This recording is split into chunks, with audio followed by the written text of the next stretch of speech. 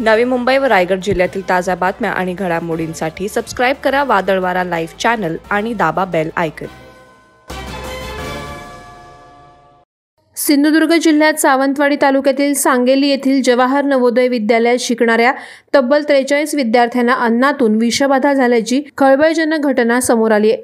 गुरुवार दिनांक 7 मार्चच्या रात्रीपासून विद्यार्थ्यांची प्रकृती बिघडल्यानंतर त्यांना उपचारासाठी सांगेली येथील प्राथमिक आरोग्य केंद्रात दाखल करण्यात आलं। सध्या सर्व विद्यार्थ्यांची प्रकृती स्थिर असून त्यांच्यावर उपचार सुरू असल्याचं आरोग्य केंद्रातून सांगण्यात येत आहे।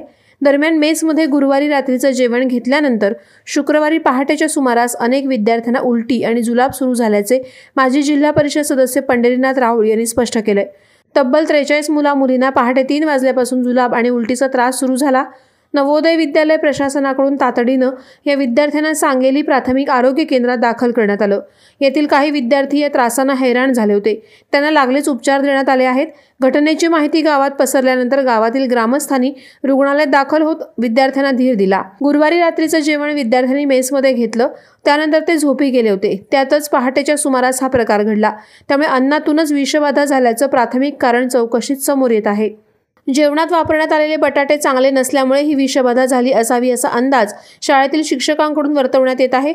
दरम्यान विद्यार्थ्यांची प्रकृती सुधारत असल्याचं शिक्षकांकडून स्पष्ट करण्यात आलं। याबाबतची माहिती मिळाल्यानंतर प्रशासन अलर्ट झालं असून विद्यार्थ्यांना अधिक उपचार हवे असल्यास सावंतवाडी कुटीर रुग्णालयात वैद्यकीय यंत्रणा तैनात ठेवण्यात आली आहे। मात्र या प्रकारानं विद्यार्थ्यांच्या सुरक्षेचा प्रश्न ऐरणीवर आलाय, तर पालकांच्या चिंतेत भर पडली आहे। वादळवारा लाईव्हसाठी न्यूज ब्युरो, सिंधुदुर्ग।